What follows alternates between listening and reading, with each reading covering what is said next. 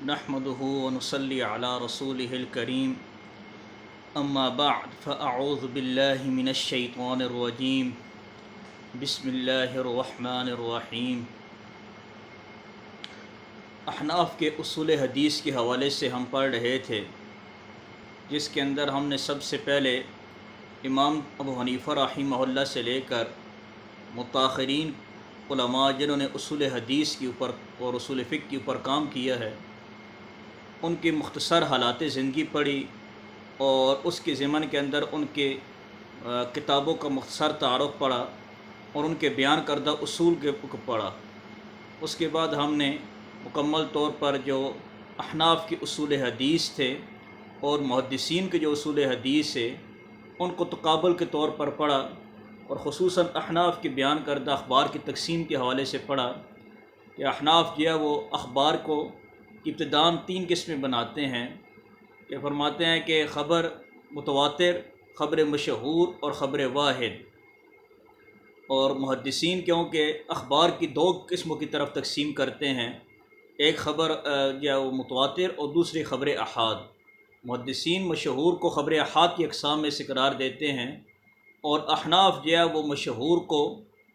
مستقل ایک درجہ مانتے ہیں خبر متواتر اور خبر واحد کے درمیان، یعنی خبر متواتر سے کم اور خبر واحد سے اوپر جو درجہ ہے وہ خبر مشہور کا ہوتا ہے، اور اس کی تعریف بھی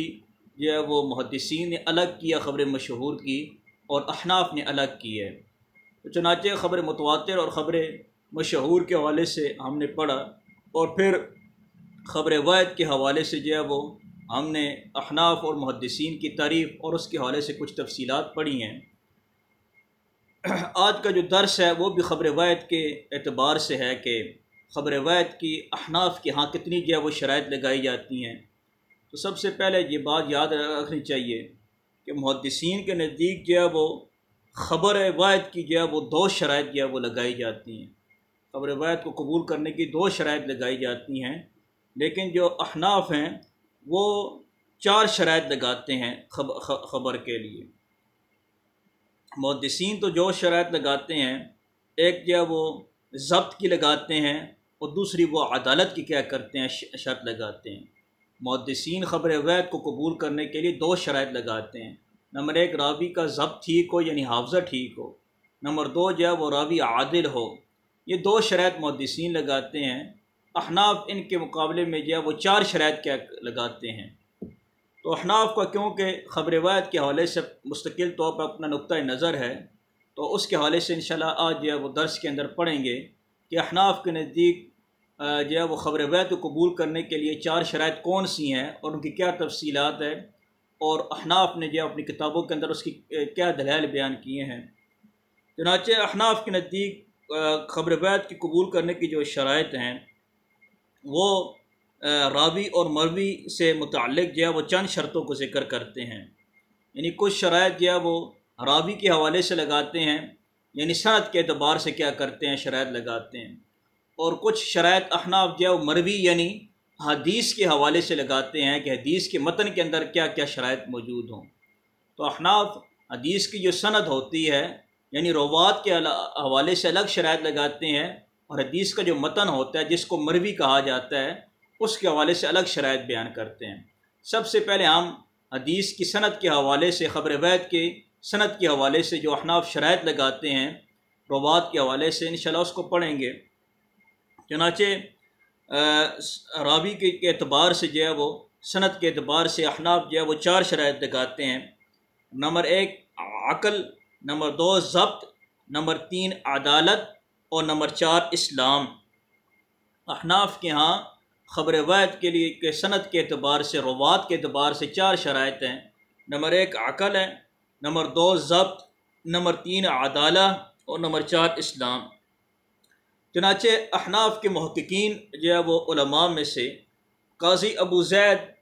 الدبوسی رحمۃ اللہ علیہ، امام سرخسی رحمۃ اللہ علیہ، علامہ بزدوی وغیرہ رحمہ اللہ نے یہی 4 شرطیں جو ہیں وہ ذکر فرمائی ہیں۔ قاضی ابو زید دبوسی رحمۃ اللہ علیہ فرماتے ہیں الشرائط الاربعۃ العقل والضبط والعدالت والاسلام۔ یہ انہوں نے عبارت جو ہے وہ تقویم الادلہ کتاب کے اندر لکھی ہے کہ جس کا خلاصہ کلام یہ ہے کہ 4 شرائط جو ہے وہ خبر روایت کے حوالے سے ہیں. نمبر 1 عقل، نمبر 2 ضبط، نمبر 3 عدالہ، اور نمبر 4 اسلام. اسی طرح علامہ سرخسی رحمۃ اللہ علیہ فرماتے ہیں اصول سرخسی کے اندر کہ التی ہی من صفات الراوی وہی اربعۃ العقل والضبط والعدالۃ والاسلام. یہ فرماتے ہیں کہ وہ شرائط جو راوی کی صفات میں سے ہیں وہ 4 ہیں. نمبر 1 عقل، نمبر 2 ضبط، نمبر 3 عدالہ، اور نمبر 4 اسلام.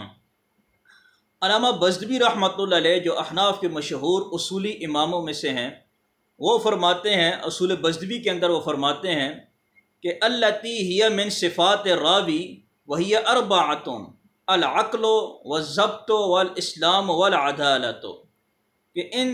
جو 4 شرطیں امام سرخسی رحمۃ اللہ علیہ نے بیان کی ہیں، انہی کو جو ہے وہ امام بزدوی رحمۃ اللہ علیہ نے بھی اصول بزدوی کے اندر جو ہے وہ بیان کی ہے. ان 4 شرطوں میں سے 2 شرائط تو وہ ہیں جن کو محدثین بھی ذکر کرتے ہیں، یعنی خبر روایت قبول کرنے کے لیے 2 شرطیں محدثین بھی لگاتے ہیں. 1 ضبط اور نمبر 2 عدالہ. اس لیے کہ ضبط بغیر عقل کے متصور نہیں ہو سکتا، اسی طرح عدالت بغیر اسلام کے جو ہے وہ متحقق نہیں ہو سکتی. اس لیے کہ عدالت کہتے ہیں استقامت فی الدین کو، اور وہ بغیر اسلام کے جو ہے وہ ثابت نہیں ہو سکتی. لیکن احناف نے عقل و ضبط، عدالت و اسلام کے مابین جو ہے وہ مغایرت کو کیا رکھا ہے، باقی رکھا ہے. یعنی وہ فرماتے ہیں کہ عقل الگ ہے، ضبط الگ ہے، عدالت الگ چیز اور اسلام الگ چیز ہے. اس طور پر کہ عقل ضبط کو مستلزم نہیں اور اسلام عدالت کو مستلزم نہیں، لہذا احناف نے ہر ایک کو مستقل جو ہے وہ شرط قرار دیا ہے. اسی طرح کی جو ہے وہ 4 شرائط مالکی حضرات میں سے ابن الحاجب رحمہ اللہ نے منتہی الصول والعمل فی علم الاصول والجدل کتاب کے اندر، اور علامہ کرافی رحمہ اللہ نے نفائس الاصول کے اندر جو ہے وہ یہی 4 شرائط بیان کی ہیں خبر روایت کی قبول کرنے کے حوالے سے. اسی طرح حنابلہ میں سے محقق ابن قدامہ رحمہ اللہ روضۃ النظر و جنت المناظر کے اندر، اور علامہ عبد المومن الحنبری رحمہ اللہ تیسیر الوصول کے اندر، اور علامہ ابن النجار رحمہ اللہ المختصر کے اندر انہی 4 شرائط کو بیان کرتے ہیں جو احناف نے خبر روایت کی قبول کرنے کے لیے لگائی ہیں. ائمہ شافعیہ میں سے جو ہے وہ علامہ آمدی رحمۃ اللہ علیہ الاحکام کے اندر، اور علامہ اسنوی رحمہ اللہ نہایت اصول کے اندر انہی 4 شرائط کو بیان کیا ہے. تو خلاصہ کلام یہ ہے کہ احناف نے جو 4 شرائط بیان کی ہیں، تو باقی مالکیہ، حنبلیہ اور شوافیہ میں سے بھی بعض محققین محدثین نے خبر روایت قبول کرنے کے لیے یہ 4 شرائط مستقل طور پر بیان کی ہیں. چنانچہ احناف نے جو سب سے پہلے شرط لگائی ہے خبر روایت قبول کرنے کے حوالے سے، وہ پہلی شرط ہے کہ عاقل ہونا، یعنی راوی عاقل ہو. فرماتے ہیں کہ عقل انسان کے اندر ایک نور ہے کہ جس کے ذریعے انسان کو رائے حق اور دین و دنیاوی مصلحتوں کی رہنمائی حاصل ہوتی ہے، اور اس نور عقل کے ذریعے انسان کا دل اشیاء کا ادراک کرتا ہے، جیسے کہ نور عین یعنی آنکھ کے ذریعے انسان جو ہے وہ مبصرات یعنی سامنے نظر آنے والی چیزوں کے اندر تمیز کرتا ہے کہ یہ اچھی ہے یہ بری. اسی طرح جو ہے وہ عقل بھی جو ہے وہ چیزوں کے درمیان کیا کرتی ہے، ادراک کرتی ہے، اور اس کے اندر جو اچھی بری چیز کی کیا کرتی ہے، تمیز کرتی ہے. تو عقل کی 2 قسمیں بیان کی جاتی ہیں. نمبر 1 عقل قاصر، نمبر 2 عقل کامل. عقل قاصر کون سی ہوتی ہے؟ عموماً بچوں کے اندر پائی جانے والی عقل قاصر کہلاتی ہے، کیونکہ اس کے ابتدائی وجود میں ایسی چیز پائی جاتی ہے کہ جو اس کی عقل کے نقص پر کیا کرتی ہے، دلالت کرتی ہے. یعنی بچے کے عقل کے اندر جو ہے وہ جو سمجھداری کی ہوتی ہے، سینسبلٹی ہوتی ہے، وہ بہت کم پائی جاتی ہے. اس لیے جو ہے وہ بچے کی عقل کو عقل قاصر کہا جاتا ہے. عقل کامل عقل کامل کی جو ہے وہ علماء محدثین اور فقہاء نے جو ہے وہ تفصیل بیان کرتے ہوئے فرمایا ہے کہ عقل کامل نہ تو اس کی کوئی حد ہے اور نہ ہی اس کے ادراک کیا جا سکتا ہے، کیونکہ عقل انسان کی آخری عمر تک جو ہے وہ بڑھتی رہتی ہے، لہذا شریعت نے اس کے لیے بلوغ کی جو ہے وہ شرط لگائی ہے۔ یہ اس بات کی دلیل ہے کہ کمال عقل کے ذریعے ادنیٰ درجے کو آسانی سے پہچاننے کے لیے بلوغ کو جو ہے وہ شرط قرار دیا گیا ہے، یعنی کمال عقل بلوغ سے شروع ہوتا ہے بشرطے کہ صاحب عقل جو ہے وہ عارضی آفات سے محفوظ رہے۔ روایت میں عقل کامل یعنی بلوغ کا ہونا شرط ہے، بچے کی خبر شریعت میں حجت نہیں ہے۔ یہ دوسری بات ہے کہ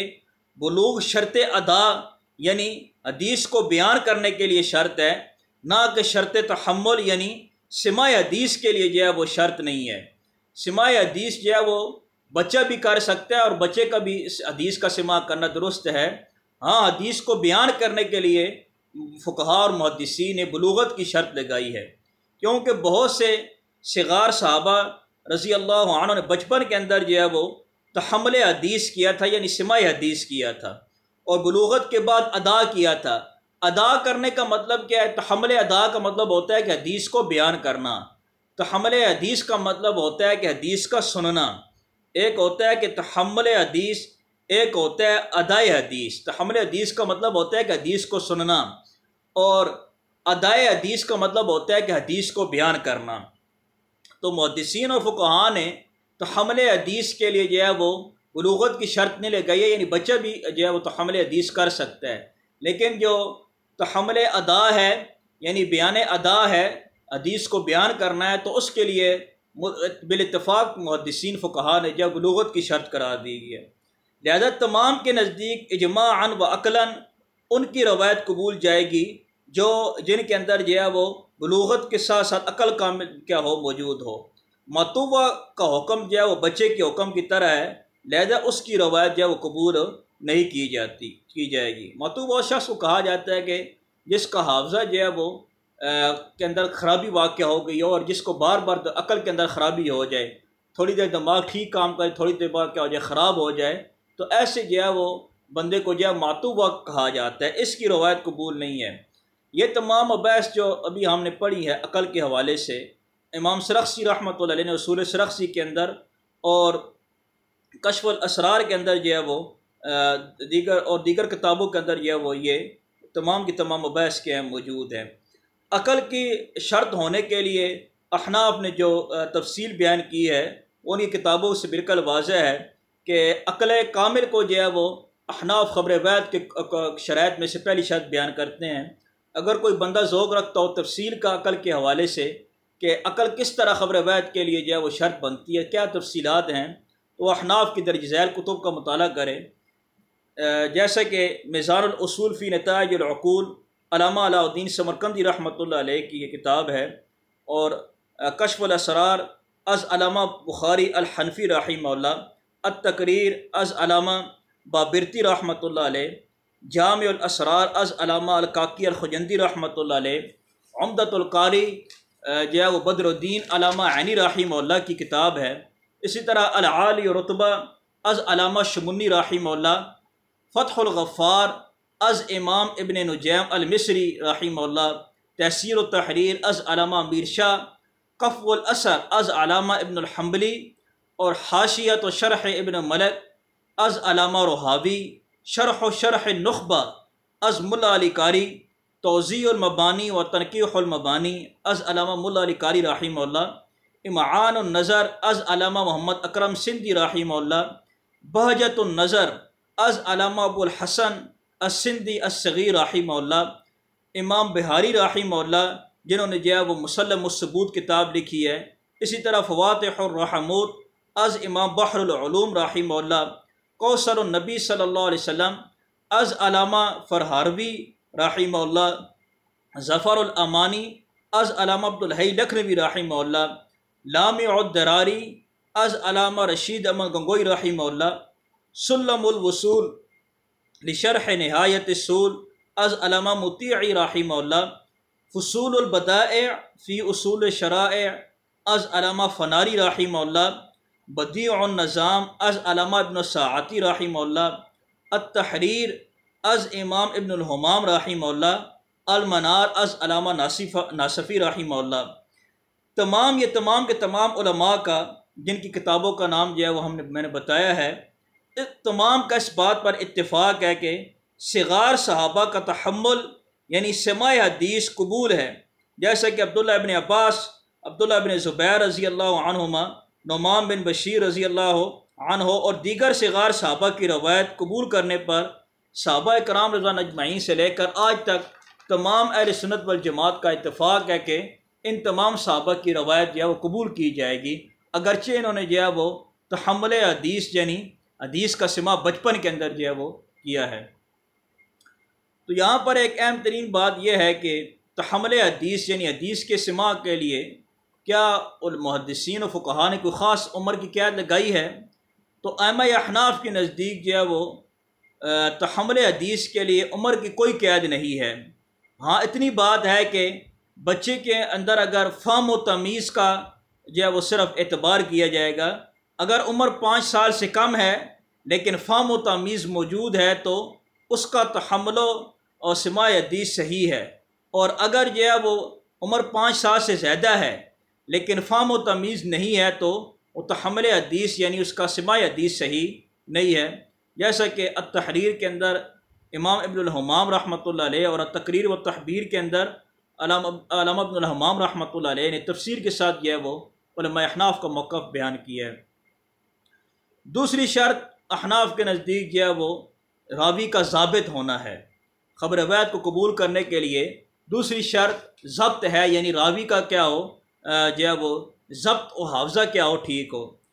یعنی سماع حدیث سے لے کر ضبط کا مطلب کیا ہے کہ سماع حدیث سے لے کر ادائے حدیث تک خوب اچھی طرح یاد ہو اس کو حدیث، اور جب چاہے وہ بلا تکلف حدیث بیان کر سکے اور کسی قسم کی رکاوٹ موجود نہ ہو۔ یہ امام بزدبی رحمۃ اللہ علیہ نے اصول اپنی جو ہے وہ کنز الوصول کے اندر یہ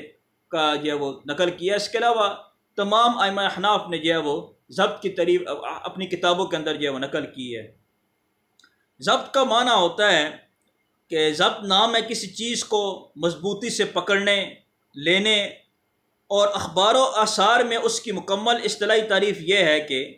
روایت کو حق سماع کے ساتھ سنے، پھر اس کی مراد کو اچھی طرح سمجھ کر یاد رکھے اور اس کی حدود کی محافظت کے ساتھ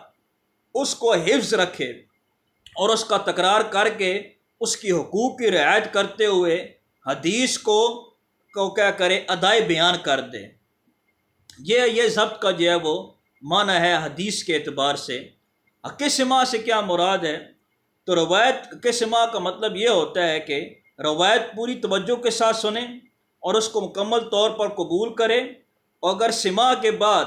معنی کلام اور مفہوم کلام کو نہ سمجھے تو اس کو مطلقاً سماع نہیں کہتے،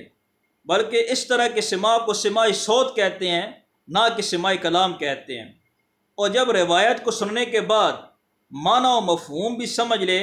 تو حق تحمل حدیث کو بیان کرنا پورا ہو گیا ہے، یعنی حدیث کو بیان کرنے کا جو حق ہے وہ بھی کیا ہو گیا، ادا ہو گیا، اگر اس نے سننے کے بعد حدیث کو سمجھ لی ہے۔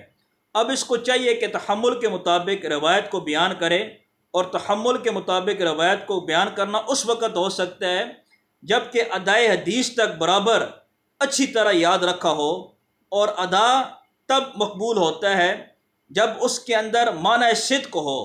اور روایت کے اندر معنی صدق کا اعتبار اس وقت حاصل ہوتا ہے جب کہ راوی ضابط ہو۔ اسی وجہ سے قبول خبر کے لیے ائمہ نے جو ہے وہ ضبط راوی کی شرط لگائی ہے، جیسے کہ علامہ بزدبی رحمۃ اللہ علیہ نے کنز الوصول میں، امام سرخسی رحمۃ اللہ علیہ نے اصول سرخسی کے اندر، اور میزان الاصول فی نتائج العقول کے اندر علامہ سمرقندی الحنفی رحمہ اللہ نے، اور المغنی کے اندر جو ہے وہ علامہ خبازی رحمۃ اللہ علیہ، اور المنار کے اندر علامہ ناصفی رحمہ اللہ اور دیگر ائمہ احناف نے اپنی کتابوں کے اندر تفصیل کے ساتھ جو ہے وہ ضبط کی تفصیل بیان کی ہے۔ یہاں پر جو اہم ترین بات ہے وہ یہ ہے کہ ضبط ائمہ احناف کے نزدیک 2 قسم پر ہے۔ نمبر 1 ضبط ظاہر کامل، نمبر 2 ضبط باطن کامل۔ ضبط ظاہر کامل یہ ہے کہ یعنی لفظ حدیث کے لغوی معنی کی معرفت کے ساتھ یاد رکھنا، یعنی الفاظ حدیث کو اس کے لغوی معنی کے معرفت کے ساتھ یاد رکھنا، اس طور پر کہ حدیث کے الفاظ کو یاد رکھنے میں کسی قسم کی تصحیف و غلطی واقع نہ ہو۔ مثلا آپ صلی اللہ علیہ وسلم کا فرمان ہے کہ الشعیر بالشعیر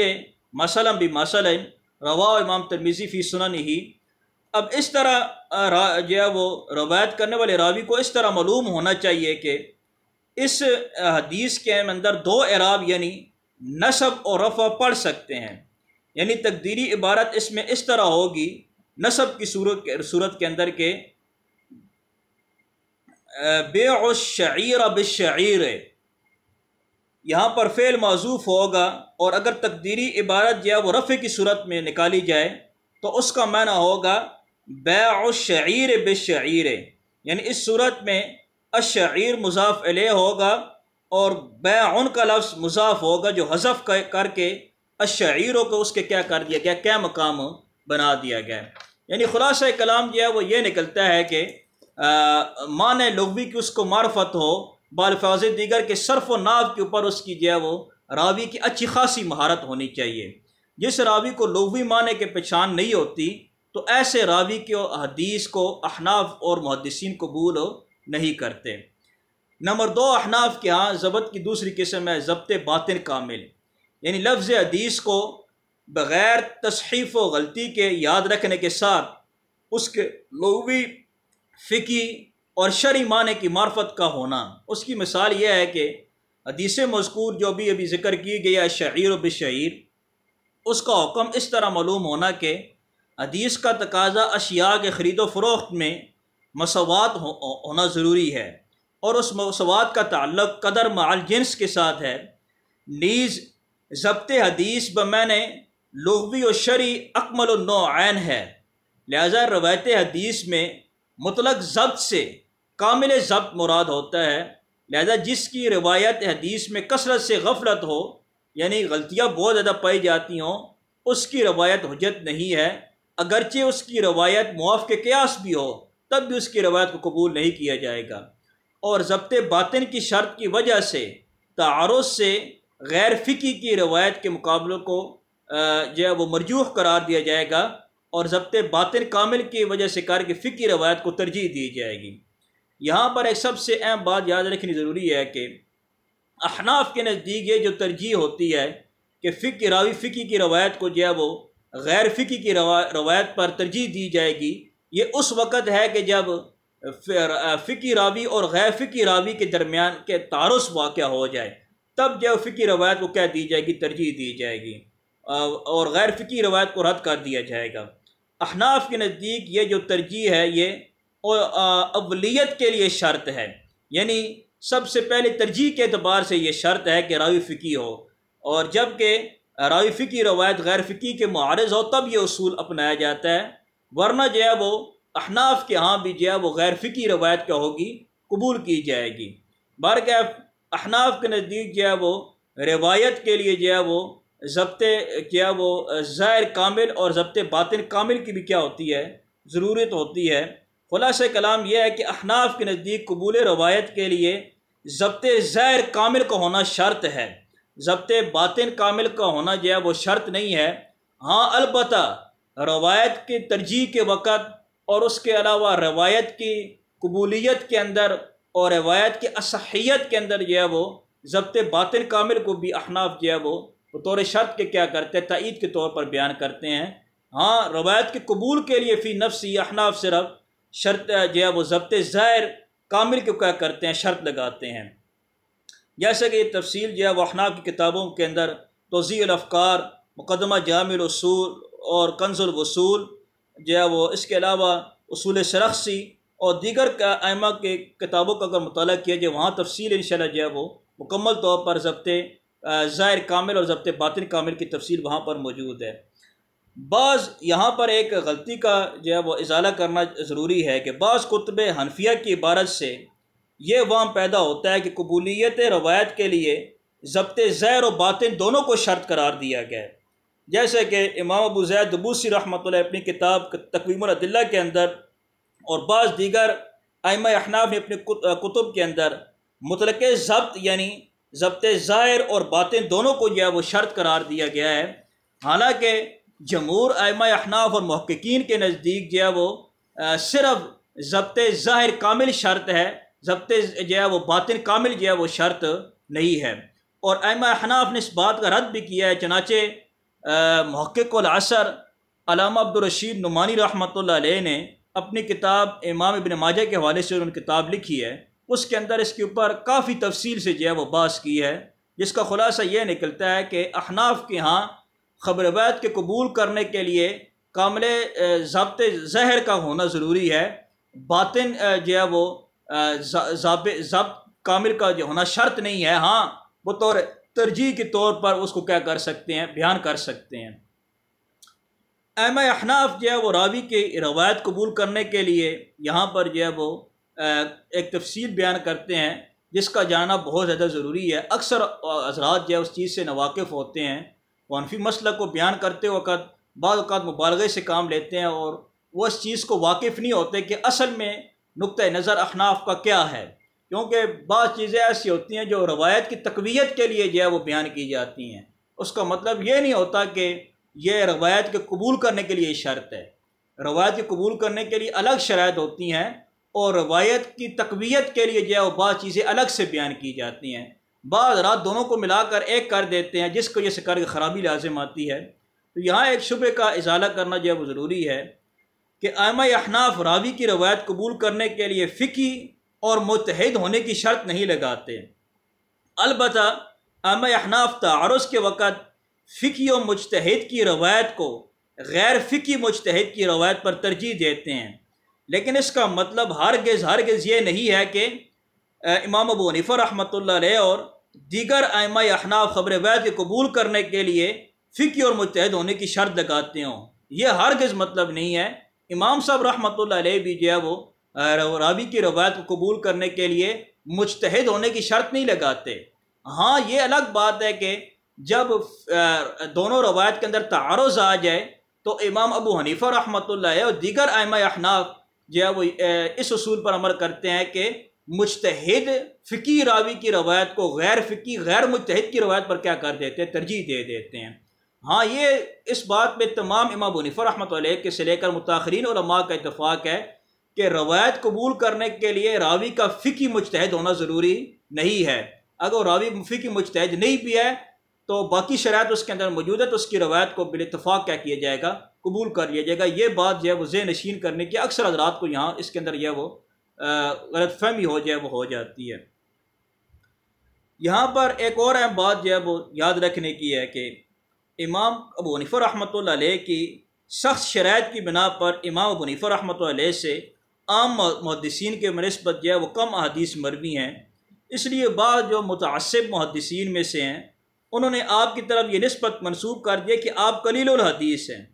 حالانکہ امام ابو حنیفہ رحمۃ اللہ علیہ عارف بالحدیث ہیں، لیکن آپ کا معیار اور بہت زیادہ سخت تھا، اسی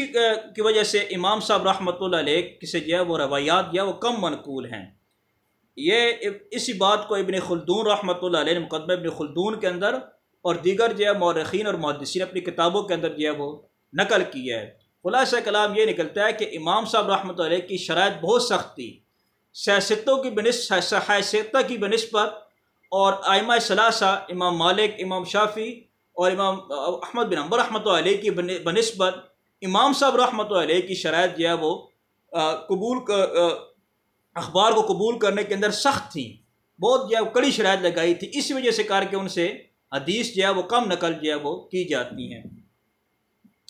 یہ تو تھی کہ ضبط کی پہچان کے احناف کے نزدیک جو ہے وہ دوسری شرط جو ہے وہ عقل کے بعد دوسری شرط ضبط کا ہونا ضروری ہے، یعنی ضبط ظاہر کامل کا ہونا ضروری ہے۔ اب یہاں پر ایک اور اہم جو ہے وہ بحث ہے، وہ اس کا جاننا بھی ضروری ہے کہ راوی کا ضبط کس طرح پہچانے کا اس کا طریقہ کیا ہے۔ تو محدثین اور فقہاء نے اور ائمہ احناف نے جو ہے اس کے لیے ایک اصول بیان کیا ہے کہ راوی کا ضبط دو چیزوں سے پہچانا جا سکتا ہے۔ نمبر ایک یہ ہے کہ وہ راوی حدیث جو ائمہ ثقات کے مابین ضبط و اتقان میں معروف و مشہور ہو، یعنی وہ راوی حدیث، یعنی حدیث کا راوی اگر ائمہ جو ہے وہ محدثین، ائمہ جرح و تعدیل کے درمیان اگر اس کی روایت کرنا جو ہے وہ مشہور و معروف ہو، اور اس کا ثقہ اور ضبط ہونا محدثین اور ائمہ جرح و تعدیل کے مابین مشہور ہو، تو یہ اس چیز کی علامت ہوگی کہ اس راوی کا جو ہے وہ ضبط کیا ہے، درست ہے۔ دوسرا طریقہ راوی کے ضبط کو پہچاننے کا یہ ہے کہ اس کی روایت کا ان ثقہ راویوں کی روایت سے موازنہ کیا جائے گا، یعنی اس کا کمپیئر کیا جائے گا، اس کا تقابل کیا جائے گا کہ یہ ضبط و اتقان میں معروف و مشہور ہو اگر اس راوی کی روایت ان ثقات روایت کے جو ہے وہ موافق ہوتی ہے، اگرچہ جو ہے وہ اکثر حدیث کے اندر موافق ہو اور روایت بالمعنی ہی کیوں نہ ہو، تو اس راوی کو ضابط مانا جائے گا۔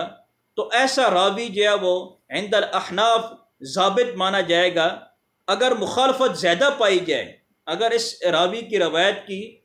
ثقات راویوں سے مخالفت زیادہ پائی جائے، تو پھر یوں سمجھا جائے گا کہ اس کے ضبط میں جو ہے وہ خلل ہے، لہذا اس کی روایت کو محدثین اور ائمہ احناف قبول نہیں کرتے۔ جیسے کہ ائمہ احناف میں سے امام عبد الحمام رحمۃ اللہ علیہ تحریر،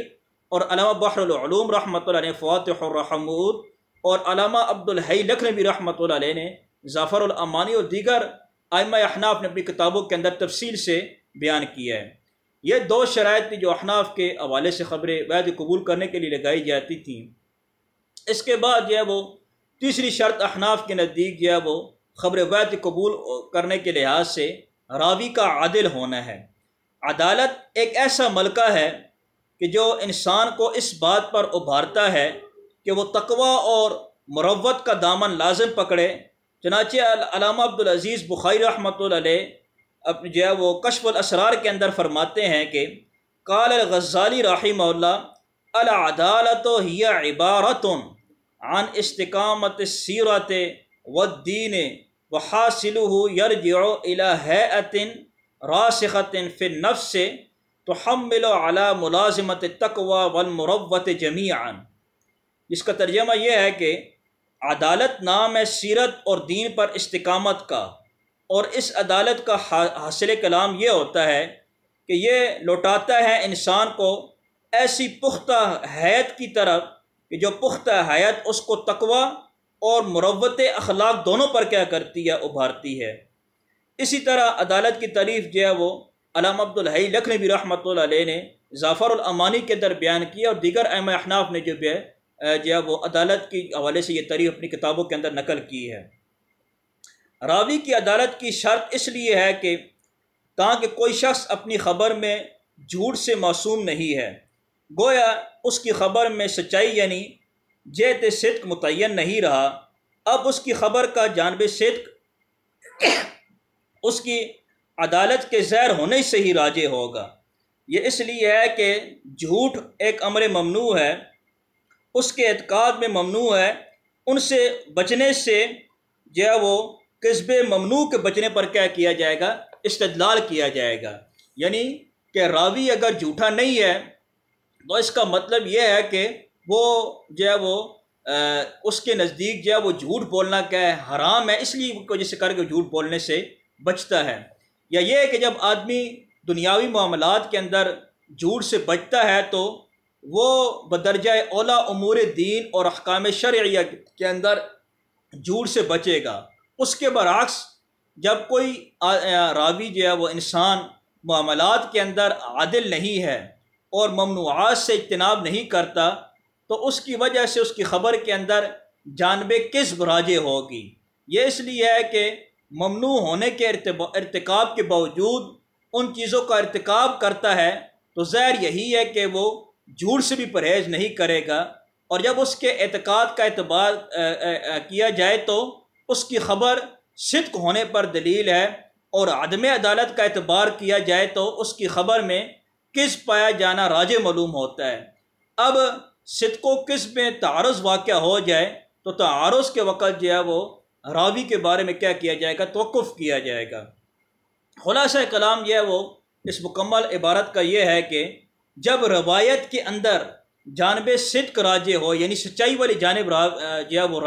راجع ہو، یعنی اس کے اندر زیادہ سچائی پائی جائے راوی کے اندر، تو جانب صدق روایت شرعی پر عمل کے لیے حجت بنتی ہے۔ لہذا یہ بات معلوم ہوئی کہ خبر کے حجت بننے کے لیے راوی میں عدالت کا ہونا شرط اور ضروری ہے۔ ائمہ احناف جیسے کہ قاضی ابو زید دبوسی رحمہ اللہ، علامہ فخر الاسلام بزدوی رحمۃ اللہ علیہ، علامہ سرخسی رحمہ اللہ، عدالت کو دو قسموں میں کیا کرتے ہیں، تقسیم کرتے ہیں۔ نمبر 1 عدالت ظاہرہ قاصرہ،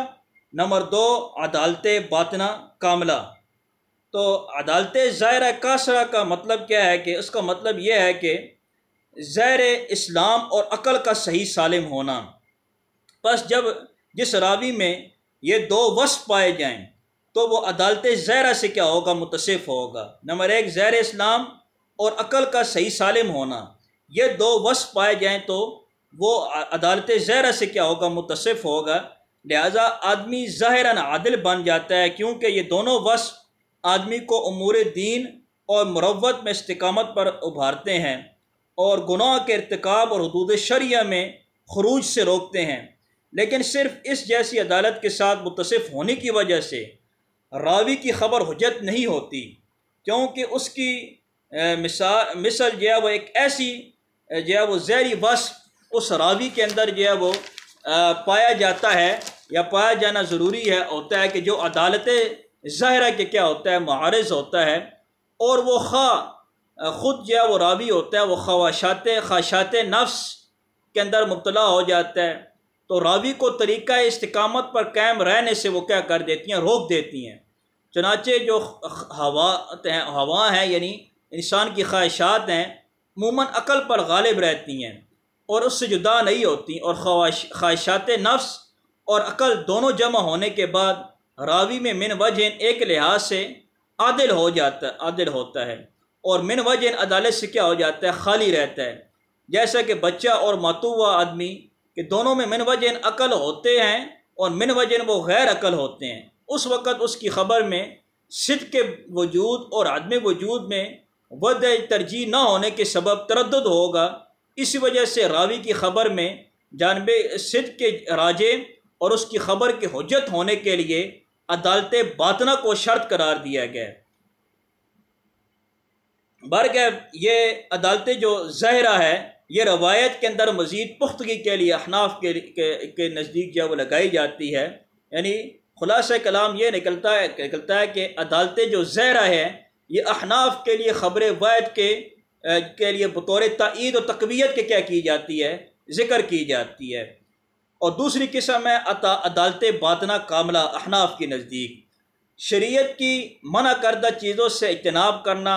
اسباب فسق سے پاک ہونا، کبائر کا مرتکب نہ ہونا اور صغائر پر اصرار نہ کرنا، جیسے آج کل سگریٹ وغیرہ پینا ہے اس کے اوپر اصرار نہ کرنا۔